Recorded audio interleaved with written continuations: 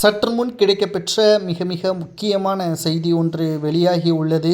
திராவிட முன்னேற்றக் கழகத்தின் தலைவரும் தமிழக முதல்வருமான ஸ்டாலின் அவர்கள் 2026 சட்டமன்ற தேர்தலில் வெற்றி அடைவது மிகப்பெரிய கடினம் என்ற தகவல் வெளியாகி உள்ளது. காரணம், திமுகவின் மூத்த அமைச்சராக இருக்கக்கூடிய துரைமுருகன், கே.என். நேரு, பொன்முடி இவர்களை வைத்துக்கொண்டு நிச்சயமாக சட்டசபை தேர்தலில் களத்தில் இறங்கினால் மிகப்பெரிய தோல்வியை தான் திமுக தழுவும். 13 கட்சிகளுடன் கூட்டணியில் இருக்கிறது என்று பெருமைப்படுத்தி கொண்டிருக்கின்ற திமுகவினர்களுக்கு 2026 சட்டமன்ற தேர்தலின் ரிசல்ட் மிகப்பெரிய ஒரு பாதிப்பை திமுகவினர்களுக்கு கொடுக்கும் என்றும் தற்பொழுது ரகசிய தகவல் ஒன்று கிடைக்கப்பெற்றுள்ளது. காரணம், விஜய் அவர்களை எதிர்க்கக்கூடிய திமுகவினர்கள் விஜயை வளர்ப்பதாகத்தான் நம்மால் பார்க்க முடிகிறது.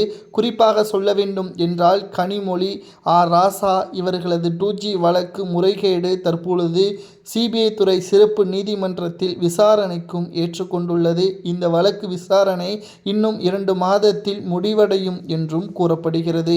ஏனென்றால் 13 மாதங்களை இருக்கக்கூடிய சட்டசபை தேர்தலில் 2G வழக்கு முறைகேடு இவர்களுக்கு எதிராக தீர்ப்பு வறுமையானால் ஒட்டுமொத்தமாக திமுகவினர்களுக்கு எதிராக எதிர்க்கட்சியினர்கள் பிரச்சாரத்தை மேற்கொள்வார்கள்.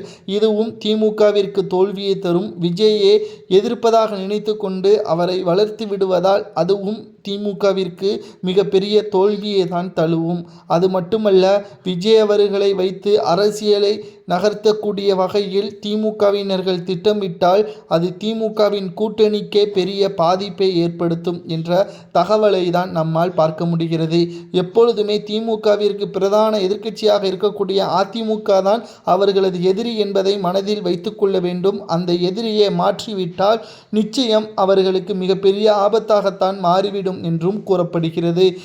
திமுகவின் கூட்டணியாக இருக்கக்கூடிய காங்கிரஸ் இந்த முறை கிட்டத்தட்ட 17 தொகுதிகள் வரை கேட்க உள்ளதாகவும், விடுதலை சிறுத்தைகள் 7 தொகுதிகள் வரை கேட்க உள்ளதாகவும் கூறப்படுகிறது. இதனால் திமுகவினர்களுக்கு தொகுதி பங்கீடு என்பதும் மிகப்பெரிய ஒரு சிக்கலாக அமைந்து தேர்தலில் தோல்வியை தான் தழுவக்கூடிய வகையில் ஏற்படும் என்ற தகவல்களை நம்மால் பார்க்க முடிகிறது.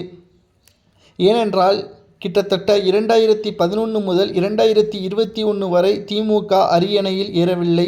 2021 சட்டமன்ற தேர்தலில் பல பொய்யான வாக்குறுதிகளை கொடுத்து 545 வாக்குறுதிகளில் 20% தான் நிறைவேற்றியிருக்கிறது திமுக. எப்படி மீண்டும் வாக்குறுதிகளை கொடுப்பார்கள் என்பதை நாம் பார்க்க தான் போகிறோம்.